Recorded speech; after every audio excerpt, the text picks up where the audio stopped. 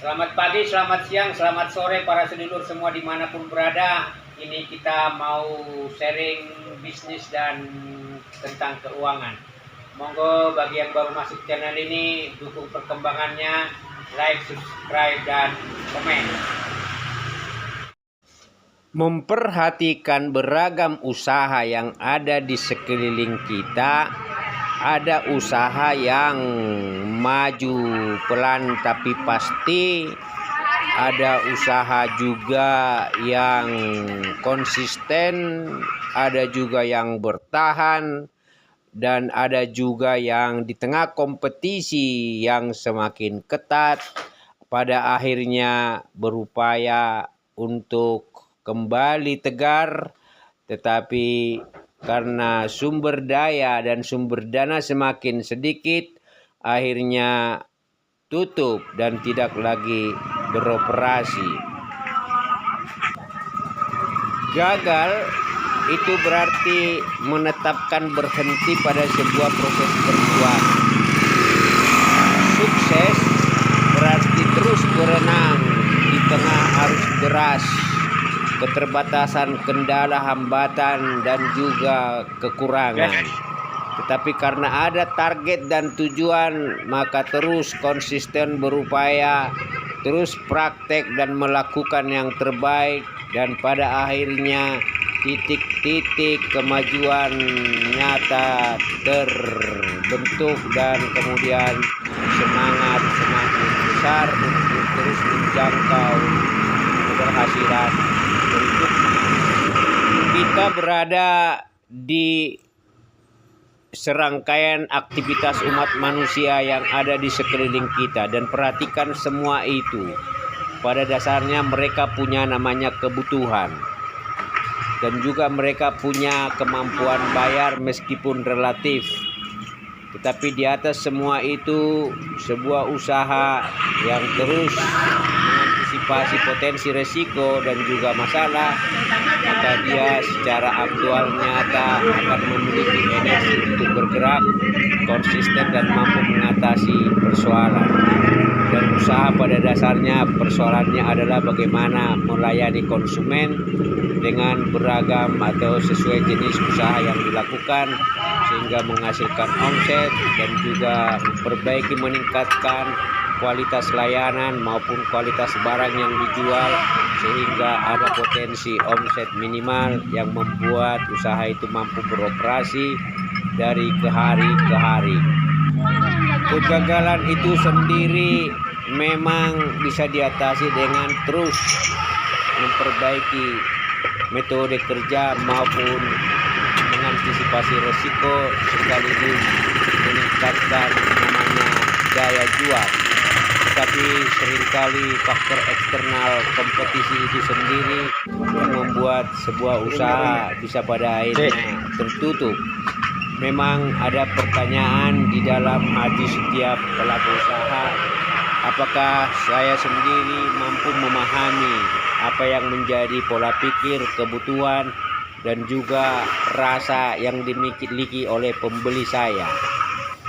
Pemilik usaha jangan terlalu percaya dengan menyerahkan sepenuhnya seluruh proses pola usaha itu dan operasinya diserahkan kepada karyawan. Harus ada juga upaya untuk hadir memperbaiki standar-standar pelayanan maupun standar kualitas dari barang, khususnya yang bersifat kuliner, ya, FOB. Di era digital sekarang ini, perubahan pasar sangat sering terjadi, cepat berubah, tren cepat bergeser karena selalu ada inovasi dalam pendekatan meladeni dan memuaskan para pelanggan itu sendiri sesuai dengan ragam kebutuhannya.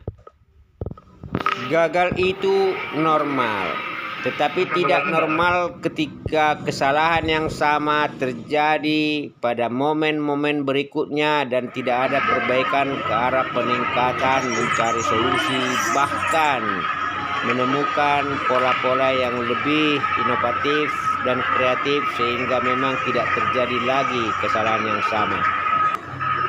Menguasai selera pasar itu berarti memuaskan hasrat dan kebutuhan mereka.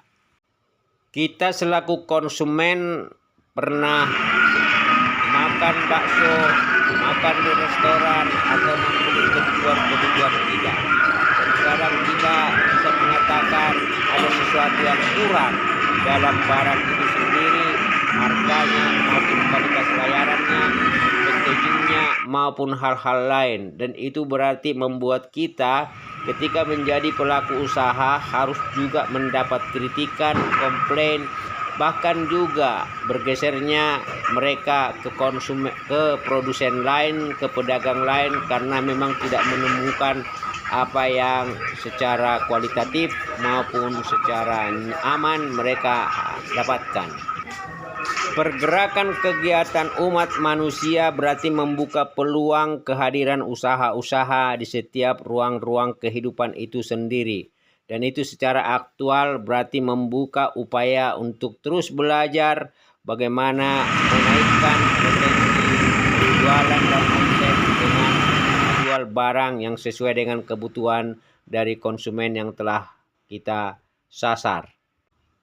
Sukses sebenarnya adalah metode bagaimana mengelola sumber-sumber dana dan sumber-sumber daya sekaligus terus meningkatkan keterampilan, keahlian, dan kualitas dari pelayanan kita sehingga pada akhirnya tingkat kegagalan itu sendiri semakin menurun dan membuka peluang bahwa usaha itu akan berkembang dari waktu ke waktu.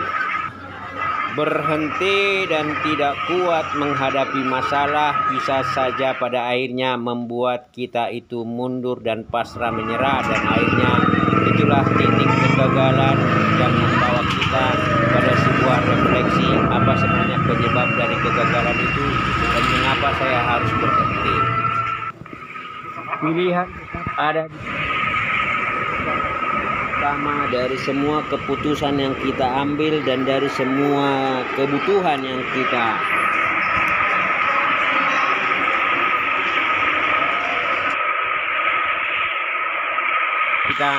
untuk bisa